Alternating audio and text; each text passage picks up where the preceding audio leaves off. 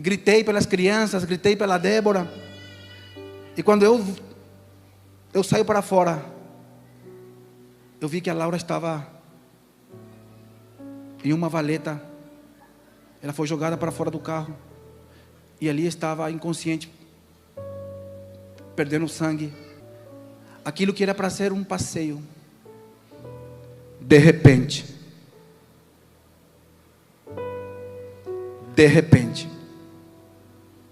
se tornou em um pesadelo.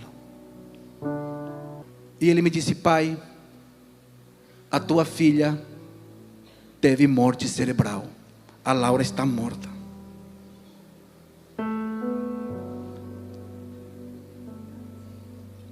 Eu abracei aquele caixão branco.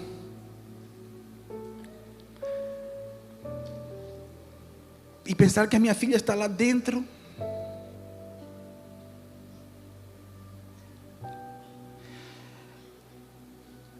Dos cabelos bonitos. Uma morena, uma menina muito bonita. Eu falei: filha. Então eu entendi que eu estava diante da maior oportunidade da minha vida. De um dia reencontrar meus filhos. Jesus era a garantia para encontrar meus filhos. Jesus era a ponte para que eu pudesse unir o meu passado com o meu futuro, onde meus filhos já estão. Então já não tive mais dúvida. Em 2009, quando tive essa oportunidade, meu coração estava muito duro. Mas ali, com o coração quebrantado, depois de pegar na alça do caixão dos filhos, eu tive uma segunda chance. E eu agarrei com todas as minhas forças. Já não importava o que as pessoas iam pensar ao meu respeito, ou aquele ali virou um crente. Já não importava o que meus amigos de farra iam falar de mim. Boa noite a todos. Graça e paz. Amém. Quero me apresentar. O pastor disse que eu sou do Paraguai. Eu sou um paraguaio. Me chamo Rolando Salinas. Mas meus amigos brasileiros me chamam de Orlando. É mais fácil, né? Sou casado com a Débora. Eu nasci em Assunção, no Paraguai, e a minha esposa nasceu em Brasília, pertinho daqui. E nos conhecemos lá em Foz do Iguaçu, há uns 20 anos. E de lá para cá construímos uma linda história, uma linda família. Eu quero agradecer primeiramente a Deus pela oportunidade, o privilégio, ao pastor, que nos conhecemos há pouco tempo, mas já tenho um carinho muito grande por eles. E também por todos vocês aqui. Estou muito feliz de estar rodeado em meio de pessoas muito bonitas. Eu venho nesta noite mostrar a vocês feridas que foram cicatrizadas. Eu tenho certeza que ao sair por essas portas, se você permitir que o Senhor fale o teu coração, haverá um antes e um depois, e a tua geração será marcada para sempre. Amém? Queria ler um texto bem rápido. Efésios 5, do versículo 15 em diante. Tenham cuidado com a maneira como vocês vivem, que não seja como insensatos, mas como sábios, aproveitando o máximo o tempo, porque os dias são maus. Portanto, não sejam insensatos, mas procurem compreender qual é a vontade do Senhor.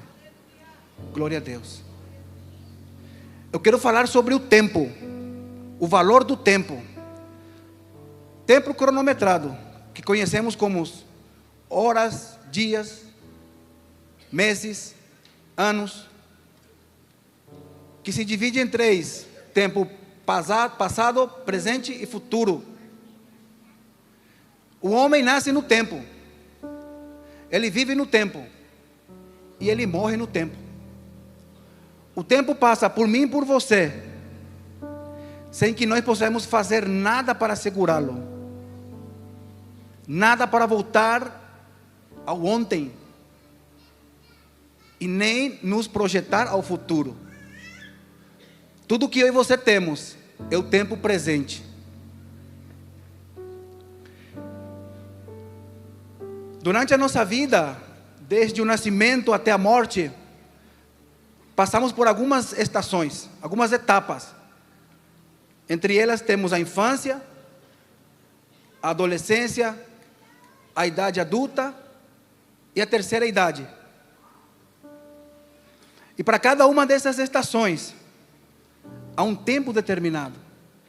Existe o tempo para viver essas etapas da vida.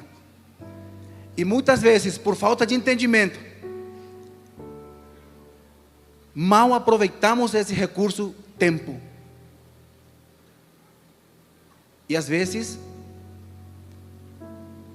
somente valoramos depois que perdemos. E muitas vezes deixamos as coisas importantes para depois. E justamente por culpa dessa palavra depois, problemas surgem. Filhos se perdem, porque os pais deixaram para depois amá-los, depois corrigi-los, depois dedicar um tempo a eles.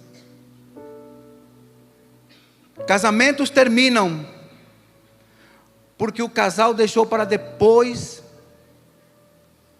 dialogar, depois ter um tempo de qualidade juntos, depois se perdoarem. Pessoas se desesperam na alça de um caixão, porque deixaram para depois abraçar, depois amar, depois perdoar. Nessa primeira parte da minha fala, eu queria falar sobre o tempo que passa, ele não volta mais. O tempo que passa, ele não volta mais. Há uns 20 anos eu conheci a Débora, e logo após a gente começou a se relacionar. Depois de um tempo passamos a morar juntos. E no ano de 2001, ela engravidou da nossa primeira filha, e que se chama Laura. Então a Laura nasceu em 2001, setembro. Muito novos, desaproveitamos muitas etapas importantes daquela estação das nossas vidas, por falta de entendimento.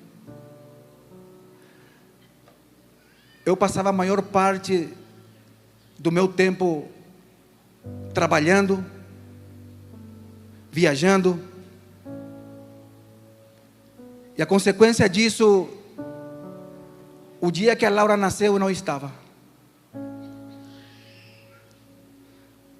E o tempo foi passando, também algum dos seus aniversários eu estava ausente,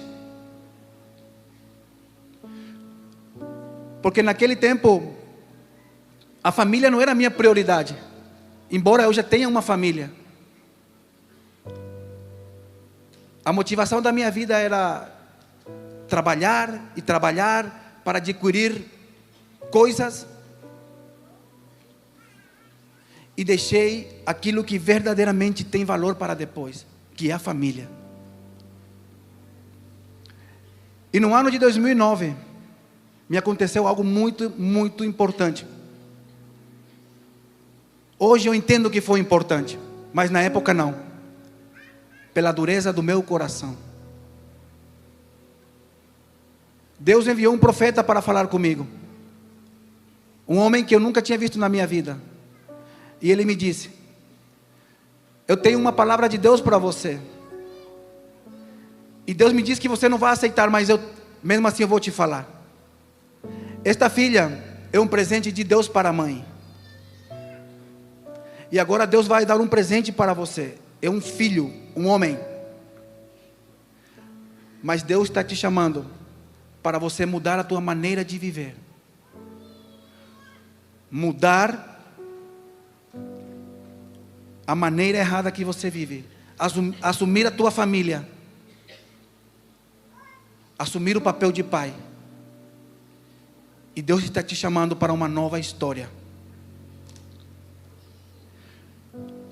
Mas aquelas palavras vinham totalmente na contramão do que eu tinha como prioridade de vida. E a dureza de coração não me permitiu ouvir mais do que aquele senhor me falou, que hoje não me lembro. E me arrependo muito por não ter ouvido ele mais. Então eu não agarrei aquelas palavras como algo normal, algo corriqueiro. Eu disse: esse aqui é mais um daqueles que lhe fizeram lavagem cerebral. É mais um daqueles. Porque ele estava com a Bíblia debaixo do braço. Então eu tinha um preconceito muito grande com pessoas que queriam falar de Jesus para mim. Porque eu já tinha a minha fé. Eu já tinha a minha crença.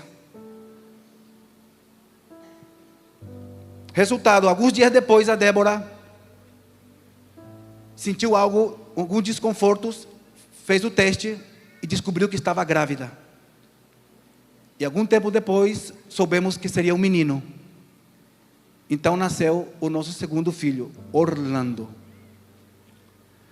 Me lembro naquela época, o Cristiano Ronaldo estava em ascensão, o jogador. Meu nome é Rolando e o nome dela é Cristina, Débora Cristina.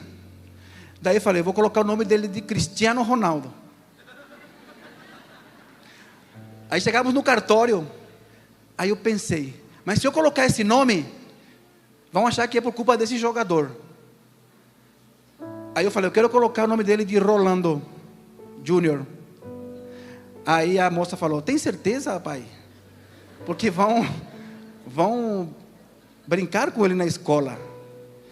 Então eu falei: então coloca o nome dele de Orlando. Então nasceu o Orlandito. E aquele homem não estava errado, porque aquele filho foi um presente de Deus muito grande para a minha vida. Mas os meus olhos viram essa criança nascer, crescer, mas não foram suficientes para que eu pudesse parar e tentar mudar a maneira como eu administrava a minha vida. Em vez disso, eu vivia mais afundado na ganância, tentando acumular riquezas.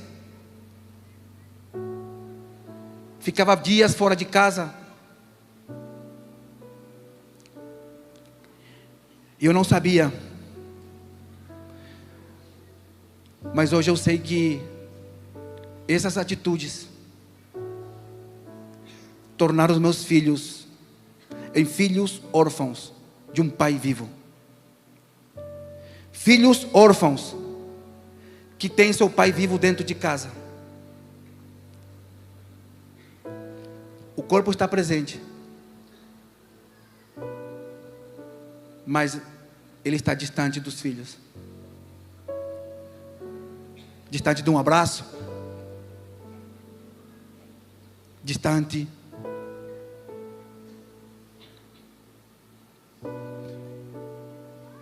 E chegamos no ano de 2012. A Laura estava com 10 anos, o Orlandito com 2, e fomos fazer um passeio para Camboriú. Ele fica lá em Santa Catarina, na praia. E lá tem uma serra, quando você vai chegando numa cidade que chama Joinville, e sofremos um acidente grave. Naquele dia meu irmão também nos acompanhava. E o caminhão perdeu os freios naquela serra e ele se chocou violentamente contra o nosso carro. Eu não tive tempo de ver, mas ficamos sabendo depois que o caminhão vinha se chocando em alguns outros carros, jogando os carros para fora, pegando fogo nas suas rodas e nos atingiu em cheio. E segundo o laudo da polícia rodoviária, o nosso carro, após bater numa mureta, ele conseguiu voar e quebrar a copa de uma árvore de 6 metros, para logo cair. Eu me lembro que consegui soltar meu cinto, quebrei o vidro que já estava todo quebrado, e gritei pelas crianças, gritei pela Débora. E quando eu saí para fora, eu vi que a Laura estava em uma valeta. Ela foi jogada para fora do carro e ali estava inconsciente, perdendo sangue. Então ali é a lembrança que eu tenho do acidente. Eu apaguei. Eu acordei dentro de um hospital na cidade de Joinville. E ali eu tive a notícia que o motorista do caminhão e o meu irmão de 18 anos morreram no local do acidente.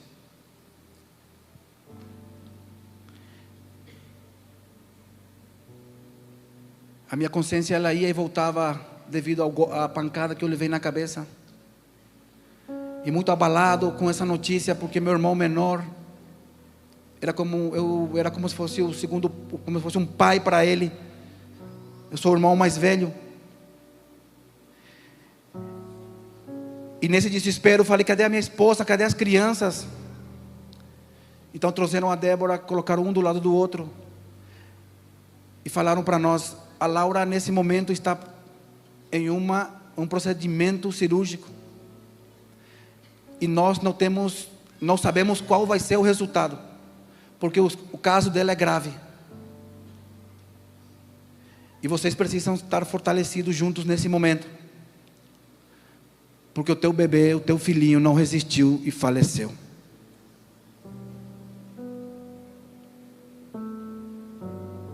O Orlandito está morto.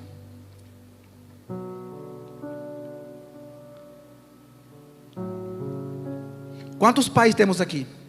Pai e mãe.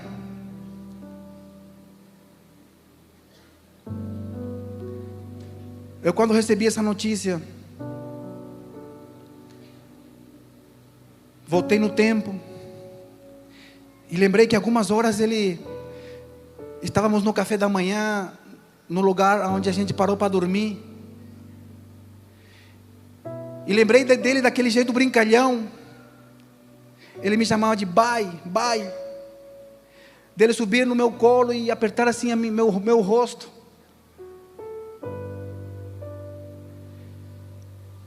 E por um momento passou na minha mente que eu não veria mais um momento como esse, que eu chegaria na minha casa e lá ele não estaria também.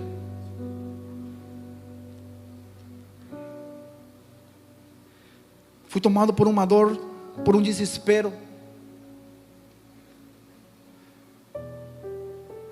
Então conseguiram me dar alta, com muita dificuldade, para transportar o corpo do meu filho e do meu irmão até o Paraguai. Aquilo que era para ser um passeio, de repente,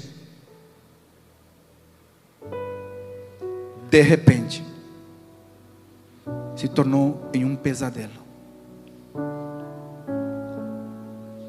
O acidente foi no domingo 19 de fevereiro de 2012, domingo de carnaval. Já era na quarta-feira quando levamos eles para enterrar. E naquela mesma tarde voltamos para Joinville, pois a Laura estava na UTI. Chegamos lá quinta-feira e fomos diretamente ao prédio. Eu me lembro que quando estávamos assinando a ficha para subir lá, se aproximou uma senhora bem humilde, bem simples. Ele era um prédio, um lugar, um chão bem limpo. Por isso aquela imagem ficou gravada na minha memória. E essa senhora falou assim para minha esposa: moça, o Senhor Jesus manda te falar, aconteça o que acontecer aqui nessa tarde, Ele estará contigo. Então nós subimos, fomos nos reunir com a equipe médica. Lá estavam psicólogos, um grupo de médicos. E eu olhei para o olho daquele doutor e eu vi que o olho dele estava vermelho. E eles tentaram nos explicar a parte técnica dos procedimentos. Eu falei: doutor, cadê a minha filha? Eu quero saber, cadê a Laura? Como está a minha filha? E ele me disse: pai, a tua filha teve morte cerebral. A Laura está morta.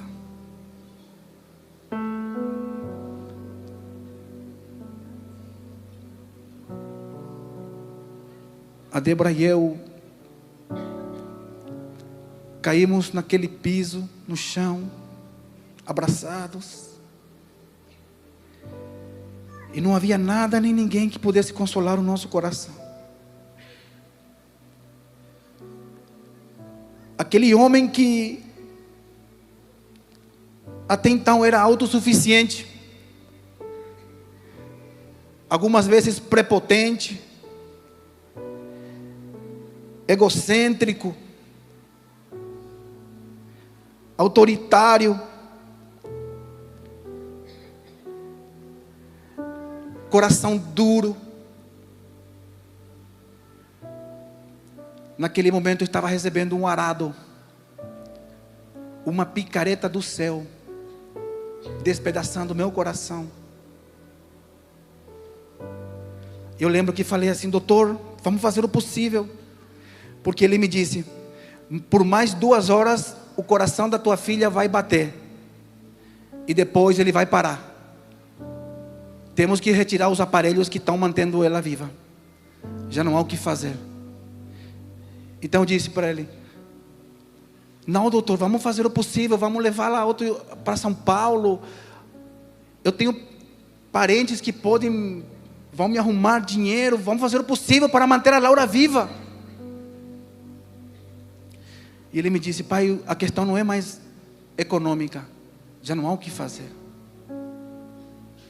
E naquele momento, o dinheiro pelo qual eu perdi noites de sono, perdi momentos importantes do crescimento dos meus filhos, perdi oportunidades valiosíssimas da vida deles. Naquele momento que eu mais precisei dele, para nada me serviu, a não ser para comprar 2 caixões para os meus filhos.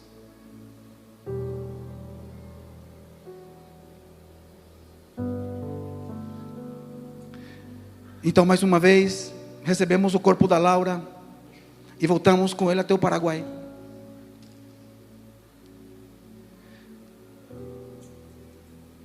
E quando nós chegamos no velório,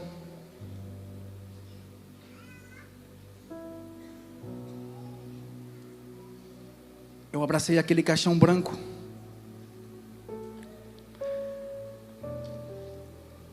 E pensar que a minha filha está lá dentro.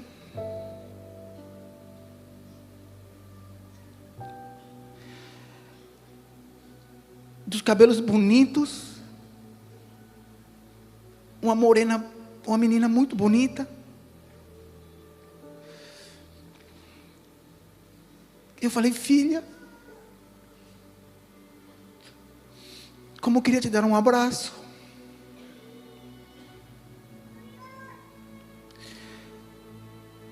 Filha, como eu queria que você soubesse que você me faz tanta falta.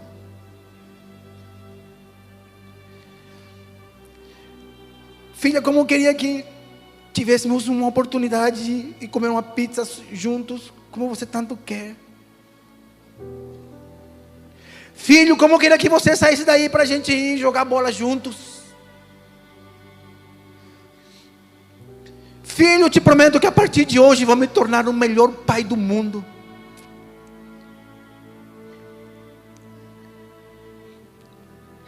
Fiz tantas juras de amor na alça de um caixão, que hoje eu entendo que foram palavras de um homem insensato, de um tolo, de um pai irresponsável. Por acaso eu não tive oportunidade para amar meus filhos? Por acaso eu não tive tempo, pai, para levar meu filho no parque? Por acaso eu não tive oportunidade nos 10 anos da Laura de falar para ela o quanto ela era importante para mim? Mas eu não sabia que é um tempo determinado para todas as coisas aqui na terra. E pela falta de entendimento sobre o tempo, eu tive que me lamentar na alça de um caixão, já quando meus filhos não poderiam me ouvir mais.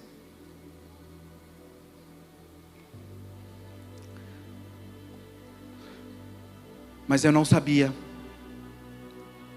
Por isso eu tive que valorar somente depois que eu perdi. Se você tem pessoas importantes na tua vida, dê valor ainda hoje, porque amanhã pode ser tarde demais. Queria mostrar um vídeo, por favor.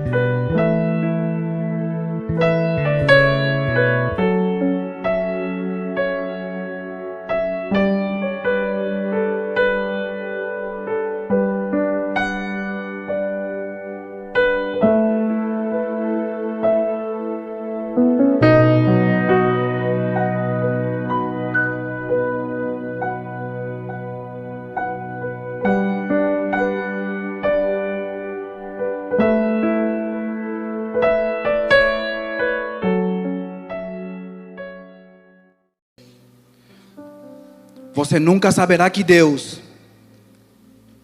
é tudo o que você precisa, até o dia em que Ele seja tudo o que você tiver.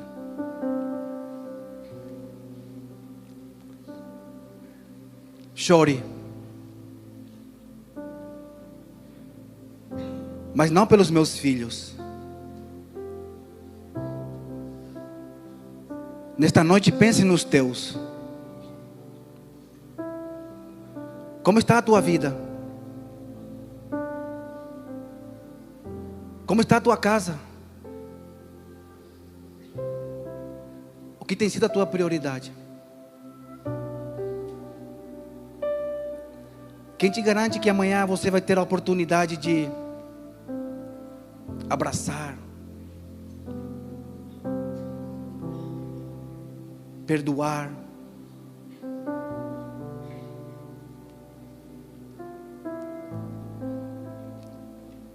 se você tem pessoas importantes, dê valor ainda hoje, porque amanhã pode ser tarde demais.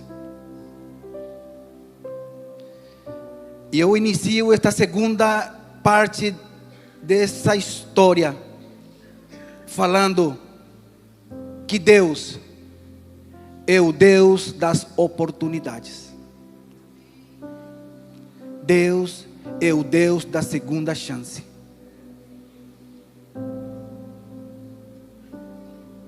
Diante de mim haviam dois caminhos: a de deixar-me levar pelas circunstâncias que me rodeavam e entrar em um caminho profundo, um buraco negro, que eu seria impossível sair de lá. Ou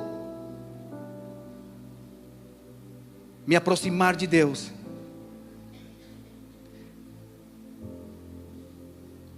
me achegar a Ele, porque somente Ele tem a palavra de vida. Então, depois do enterro da Laura, eu estava muito quebrantado.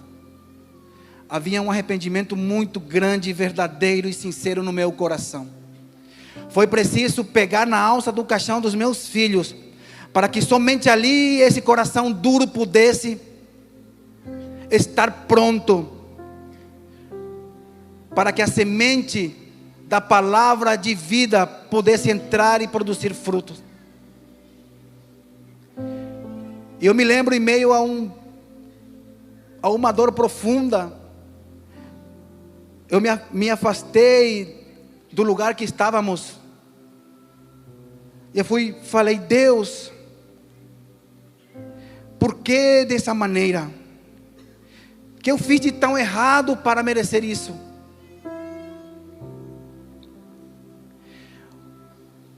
Você me falou que me daria um filho e agora esse filho está morto. Porque até então eu conhecia Deus somente de ouvir falar dele. Porque as minhas atitudes eram totalmente contrárias. Eram de pessoas que nunca tiveram uma experiência com Deus. Mas naquele momento de dor eu me acheguei a Ele. E Ele viu a sinceridade no meu coração.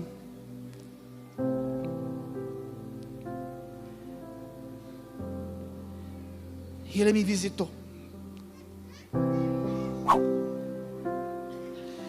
Eu pude sentir a presença dEle.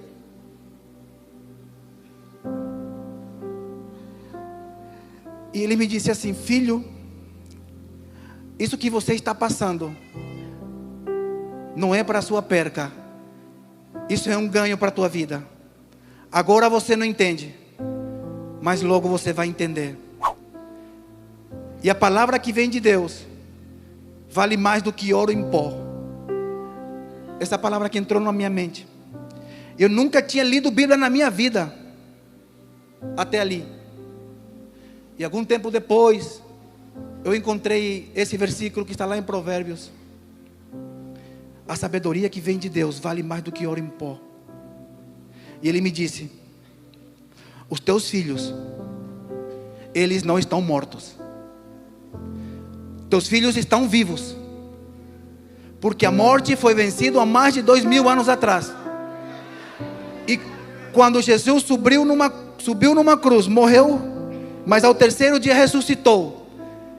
É o primeiro dentre os que ressuscitou, e consequentemente todo aquele que nele crê também ressuscitará. E todas as crianças, agora vou trazer o nosso linguagem, que morrem, elas vivem, porque não tem pecado e tem acesso livre. Mas ele me disse: mas se você morresse nesse acidente, haveria uma separação eterna, e nunca mais você reencontraria teus filhos, porque você não tinha salvação, você não tinha Salvador, o teu nome não estava escrito no livro da vida.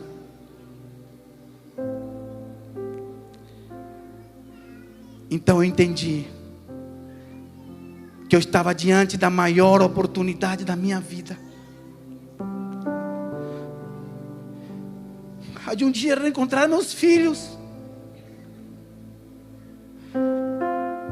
Jesus era a garantia para encontrar meus filhos. Jesus era a ponte para que eu pudesse unir o meu passado com o meu futuro, onde meus filhos já estão. Então já não tive mais dúvida. Em 2009, quando tive essa oportunidade, meu coração estava muito duro. Eu falei: vou deixar isso para depois. Mas ali, com o coração quebrantado, depois de pegar na alça do caixão dos filhos, eu tive uma segunda chance. E eu agarrei com todas as minhas forças. Já não importava o que as pessoas iam pensar ao meu respeito, ou aquele ali virou um crente. Já não importava o que meus amigos de farra iam falar de mim. Eu queria Jesus. Então naquela tarde tomei a maior decisão da minha vida. Entreguei a minha vida a Jesus. Eu recebi como meu único Senhor e Salvador. Eu e Ele ali, mais ninguém. Ele mesmo me visitou naquela tarde. Eu falei: eu quero isso, porque Ele trouxe uma paz tão grande no meu coração. Eu me agarrei nessa certeza que a morte já foi vencida, e consequentemente todo aquele que crê em Jesus também ressuscitará. Então eu fui onde a minha esposa estava. Eu peguei nos braços dela e falei: Débora, você lembra? Não chores mais.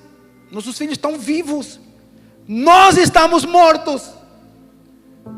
Estávamos, mas agora temos a oportunidade de ser vivos para sempre. E Jesus é a garantia. Jesus é o caminho. Nossos filhos estão vivos, falei para ela. E as pessoas que nos rodeavam, porque aonde a gente andava, as pessoas iam atrás, com medo da gente. E aí eles falaram assim: agora que enlouqueceram de vez. Mas essa loucura já fazem 11 anos. Em nenhum momento nesses 11 anos, eu não sei quantos dias tem 11 anos, eu não sei quantas horas, quantos minutos, mas em nenhum momento essa fé parou. Em nenhum momento nesses 11 anos essa fé recuou. Mas ele só avançou, avançou, avançou, avançou. E hoje estou aqui, nesse lugar, para dizer para você que Jesus Cristo é real, que Jesus Cristo tem vida eterna para todo aquele que nele crê, que Jesus Cristo cura corações que estão feridos, que Jesus Cristo restaura.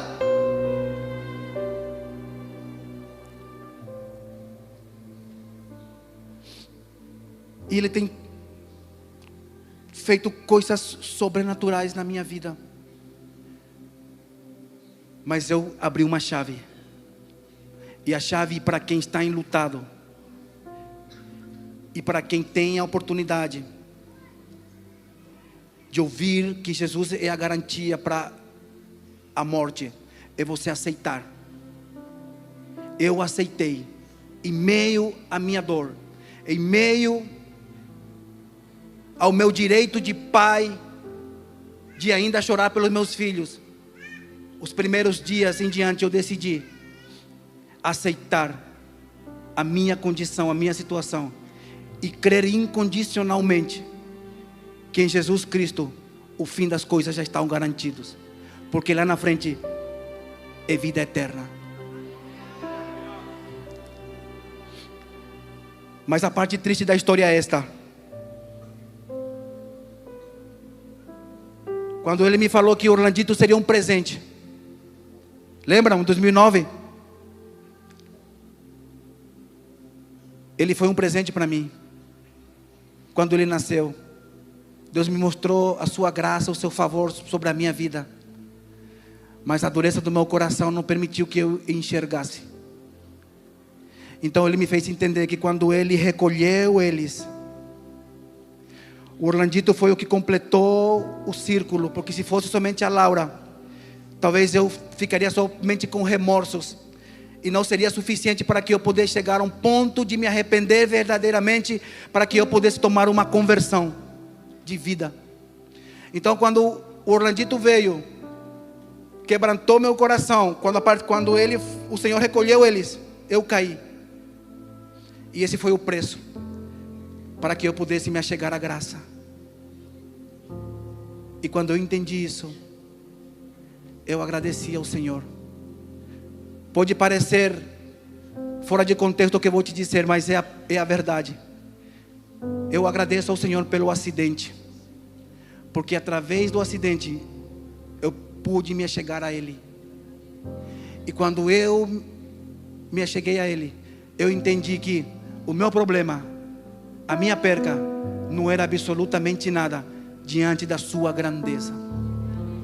Porque eu entendi que os filhos não eram meus, eram herança do Senhor, e que estava somente por um tempo sobre o meu comando, para que eu pudesse dar destino, para que eu pudesse ensiná-los o caminho que eles devem andar.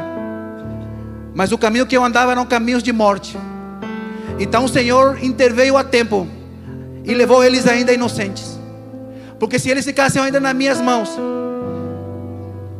eu era alimentado pelo padrão do mundo, e eles seriam ensinados da mesma maneira, e o fim disso seria a morte eterna.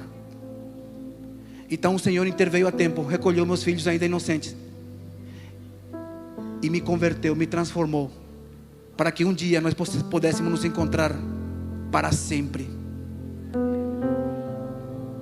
E Ele me fez entender que se eu entendesse, quando eu tive a oportunidade de andar nos caminhos do Senhor, e esta é a única parte triste dessa história, o acidente não iria acontecer. Se eu tivesse entendido em 2009, o acidente não iria acontecer. O acidente foi necessário porque era a única maneira, era o preço para que eu pudesse entregar o meu coração. Então o Senhor, com poucos dias, me curou. 30, 40 dias, estava totalmente realizado em relação aos meus filhos, porque eu tive a certeza de onde eles estavam. E eu entendi que havia ainda um tempo aqui para a minha vida. E eu fui sendo transformado de glória em glória, de dia após dia. Os meus passos foram mudados, os meus olhos foram transformados, a minha mente foi transformada, a minha vida foi mudada. Aquele homem que por muitos anos falou para a mulher dele: não se iluda comigo, pois eu não sei até quando vou estar com você. Eu não sei se eu quero estar com você para sempre. Eu estou com você por culpa das crianças. Mas agora esse homem conheceu Jesus. Jesus entrou na vida dele e me mudou.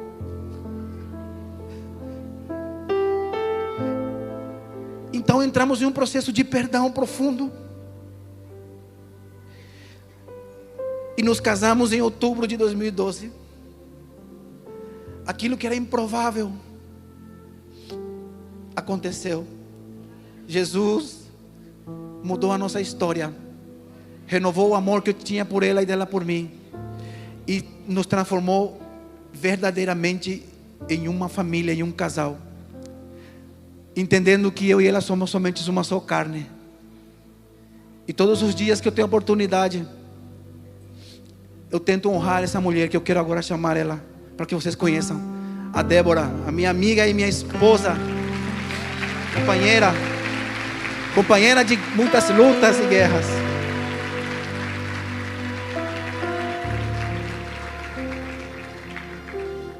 Boa noite. Eu quero ser breve, mas bem sucinta. Aos meus 14 anos eu havia entregado a minha vida a Jesus. Eu havia descobrido que o homem a quem eu chamava de pai, na verdade não era o meu pai. Eu era fruto de uma mentira da minha mãe e do meu padrasto. Aos 18 anos eu conheci o Orlando e comecei a andar no padrão do mundo. Muitas vezes com um pé fora e outro dentro da igreja. E eu pensava, não, as coisas que Deus tinha para mim, talvez não sejam para mim, talvez sejam para minha filha, e minha filha que se apresentará diante do Senhor com as suas mãos limpas.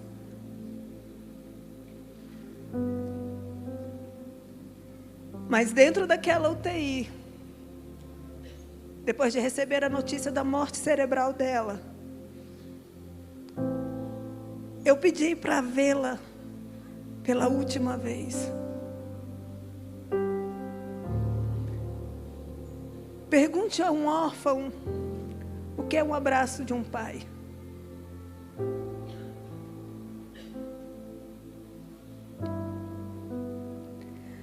Me aproximei. Enquanto eu caminhava naquele corredor, eu pude me lembrar do dia que ela nasceu. Eu me lembrei do sonho dela de trabalhar no IBAMA e cuidar de animais, no dia que ela me chamou de mãe pela primeira vez. Quando eu me aproximei do leito dela, então eu comecei a tocar os pés dela, as mãos dela. Os olhos dela não se fechavam direito. E eles vieram colocar os esparadrapos. E eu coloquei a mão no coração dela e eu falei, filha, a mamãe te ama e para sempre eu vou te amar. Nós doamos o seu coração porque você não vai mais precisar dele. Mas eu vou orar. E vou pedir ao Senhor que Ele pegue na sua mãozinha e te leve aonde o seu irmãozinho está. E a partir de hoje eu volto para os pés do Senhor Jesus. Mesmo que o seu pai não me entenda, mesmo que o seu pai me abandone, eu abro mão do seu pai para um dia, assim como vocês, ter a oportunidade de abraçar meus filhos de novo. Eu falei aquilo porque naquele tempo o Orlando não queria saber de Jesus, não queria entregar a sua vida a Jesus. Quando eu saí daquela UTI, eu deixei o meu coração ali junto com ela. Então eu comecei a pensar que eu não veria o dia do seu casamento. Eu não seguraria os seus filhos nos meus braços. Eu não veria os meus netos. Eu não tinha mais por quem viver. Eu não tinha por quem levantar todas as manhãs. E a única coisa que eu falava era, Deus, Senhor, me perdoa. Me perdoa porque eu não fui a mãe que o Senhor queria que eu fosse. Me perdoa por não ter, Senhor, ouvido a Tua voz e seguido os Teus caminhos, Senhor. O que vai ser de mim? Um casamento totalmente destruído sem a presença de Deus. A única coisa que eu tinha de boa na minha vida eram os meus filhos.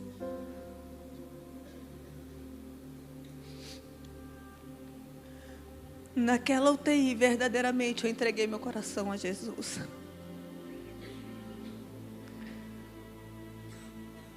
Cada vez que eu dobrava os meus joelhos para orar, saíam gemidos inexprimíveis. Mas a fidelidade de Deus é eterna. E naquele dia no hospital, Ele falou para mim que não me abandonaria. E Ele permaneceu comigo todos os dias da minha vida. E todas as vezes que eu procurei a Laura e o Orlandito dentro do meu coração, eu encontrei o sangue de Jesus derramado na cruz do Calvário, me falando: não temas, porque eu estou contigo. Não existe um lugar onde a misericórdia, o amor e o perdão do Senhor não possam te alcançar. Não existe um coração quebrado que não possa ser transformado. Quem já pisou no Santo dos Santos, em outro lugar não sabe mais viver. Era preciso entregar uma folha em branco, confiar no Senhor e deixar que Ele escrevesse uma nova história. Mas como confiar num marido que teve 13 anos para poder caminhar ao seu lado? Acreditar que em um momento da vida dele realmente ele foi tocado. Eu confiei no Senhor, eu acreditei. E as coisas passadas ficaram para trás. E eis que tudo o Senhor se fez novo na nossa vida. O perdão, ele não é um sentimento. Não é que eu tenha amnésia e eu não lembre de tudo que passamos juntos. Mas eu decidi caminhar com Ele e deixar que o coração dele fosse tomado pelo Espírito Santo de Deus. E vivi e vivo momentos extraordinários no meu casamento. Eu posso falar para vocês, porque ninguém mais conhece um homem do que a sua esposa. Eu posso olhar para ele e falar: ouçam o que ele fala, porque eu sei quem ele é e o que o Senhor derramou sobre a vida dele. Depois do Senhor restaurar o nosso casamento, restaurar a nossa casa, Ele começou a se levantar e falar novamente que nós seríamos pais. Mas como voltar a ser feliz? Como voltar a sorrir?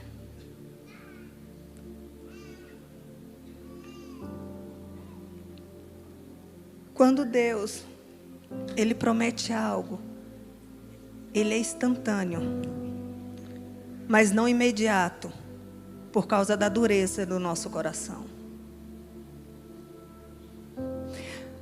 Muitas pessoas próximas de mim falavam: não, Débora, esquece esse negócio de ser mãe, aproveita e vai fazer uma faculdade. Ah, não, filho dá muito problema. Filho, essa geração está perdida. E eu falava: não, eu sei o que é ter um jardim com flores. Não, você agora pode ser influenciadora, você pode ser isso, você pode ser aquilo. Os meus filhos nunca foram um peso para mim. A Laura e o Orlandito nunca foram contas para pagar. Eles foram a graça derramada na minha vida, para que eu descobrisse o que era o amor verdadeiro, o que era amar e ser amada, o que era ter uma família, porque eu não tive quando criança. O grande mal desse século não é o espírito de Jezabel que reina. O que reina nesse século, na nossa geração, é o espírito do eu. Satanás tem inundado os nossos corações e nos tirado do lugar de mãe, da que protege a próxima geração, e nos colocado para buscar coisas periféricas e deixar os nossos filhos nas mãos de pessoas que trazem as suas próprias más experiências e marcam o coração dos nossos filhos. Somos a geração de mulheres que coloca os pais no asilo,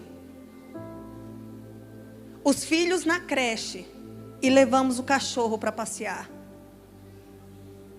Porque ser mãe de pet dá status. Você coloca ele sentadinho ali, coloca comida, coloca água e ele vai abanar o rabinho toda vez que você chegar. Agora, ser mãe dos próximos adoradores e dos próximos proclamadores da palavra dá trabalho. Aonde está o nosso coração, geração de mulheres hoje? Não suportamos ouvir uma repreensão do nosso marido, mas suportamos ouvir humilhações de um chefe. Falamos que doamos as nossas vidas ao Senhor, queremos servir a casa do Senhor, mas não queremos servir os nossos filhos. Não queremos servir os nossos maridos. Porque afinal o mundo fala que os nossos maridos são os nossos matadores de sonhos. Os nossos maridos são os nossos adversários nos dias de hoje. Sendo que o Senhor, aquele a quem nós dizemos que amamos, colocou eles no lugar de cabeça da nossa família. Eu falo que verdadeiramente um casamento só acaba quando a mulher desiste do casamento. Quando ela está fora do propósito. Então o que Satanás fez? Eu vou tirar a mulher de dentro de casa. Eu vou tirar ela da guarda dos seus filhos e vou atacar a próxima geração e matar ela. Nunca se ouviu falar tanto de abuso infantil e de suicídio infantil. E clínicas de psicólogos tão cheias de crianças de 8 anos de idade, porque simplesmente elas não sabem o que é, quem elas são. Porque elas perderam a identidade, elas perderam a referência, elas perderam as suas mães dentro de casa. Vocês podem falar, não, para você é fácil falar assim, não.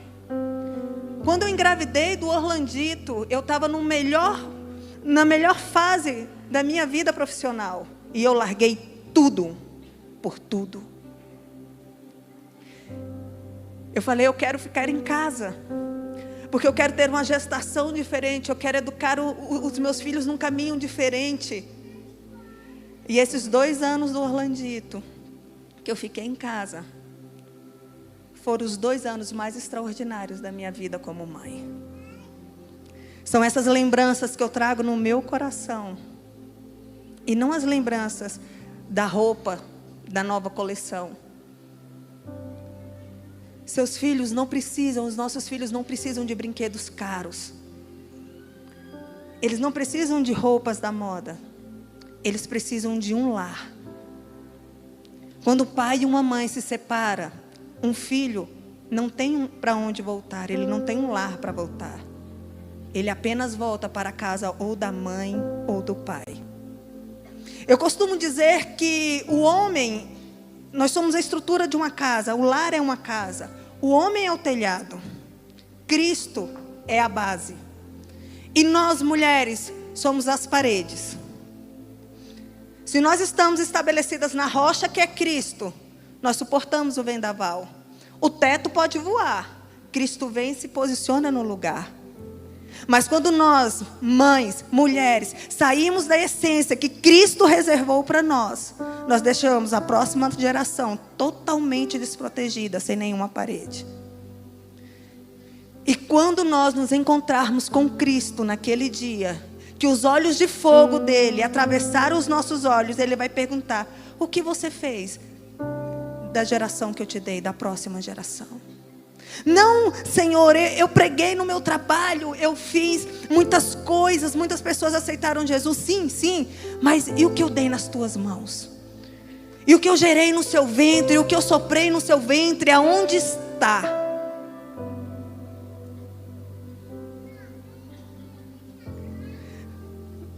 Perder a Laura me doeu muito, mas não prepará-la para o Senhor Jesus me atormentou durante muito tempo. Não tenham medo de fracassar naquilo que não é importante para Deus. A sua família é importante para Deus. O seu marido é importante para Deus. Os seus filhos são herança do Senhor. E cada um de nós prestaremos conta para Ele.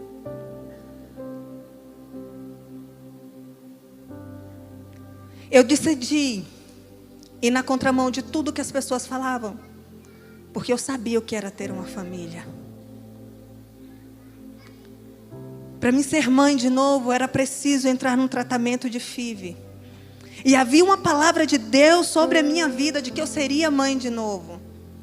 Só que quando o Senhor liberou aquela palavra, Ele não me contou todos os processos que eu passaria.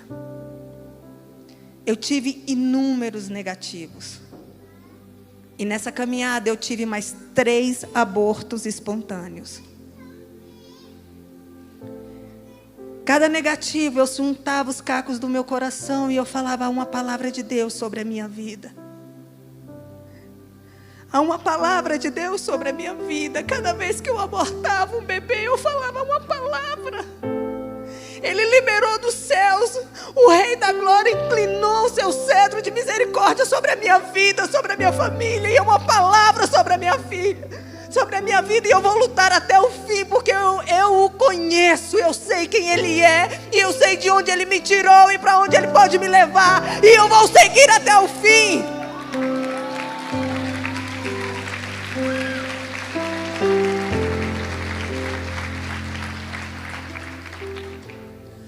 Eis que o Rei da Glória, Ele pode pegar o luto e transformar em alegria. Ele pode pegar as muralhas da sua cidade que estão destruídas e reconstruí-las. Basta você crer. E agora eu quero mostrar mais um vídeo para vocês.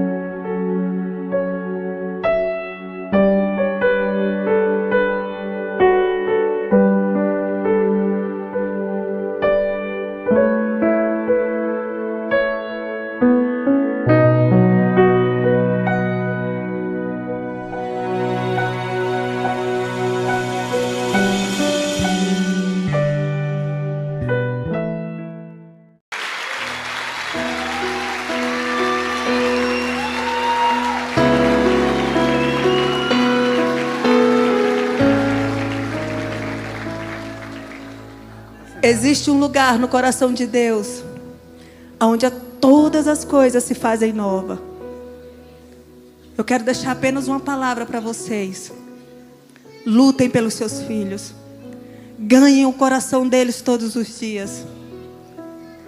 Aqui quem fala para vocês é uma dona de casa que decidiu viver o melhor que Cristo preparou.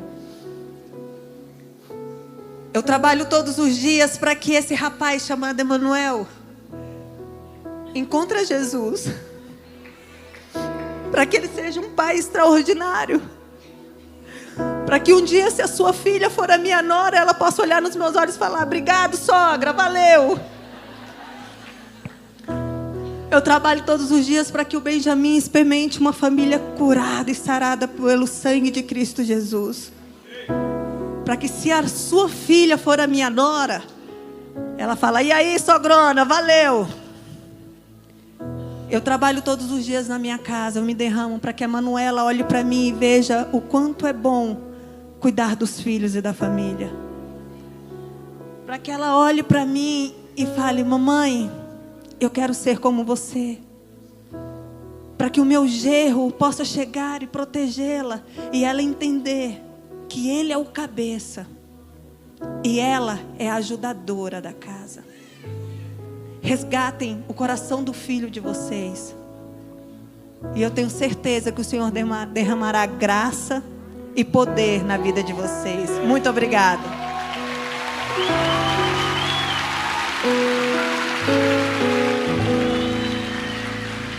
Muito obrigado, muito obrigado. Já finalizando, eu quero dizer que nós não viemos aqui para contar uma história triste para te emocionar.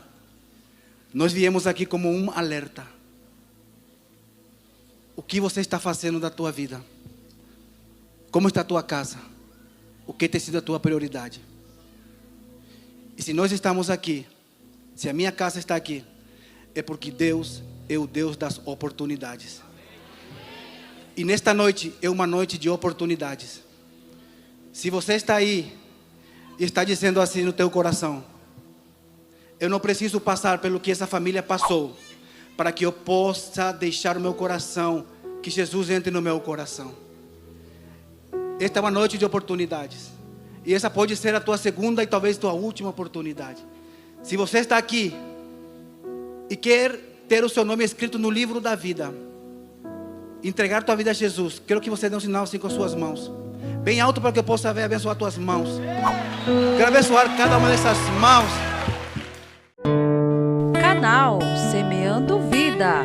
Deus dá o crescimento à semente que é plantada em terra boa. Deixe aqui o seu comentário, se inscreva no canal e ative as notificações para receber mais conteúdos que irão abençoar a sua vida. Até a próxima e fiquem com Deus.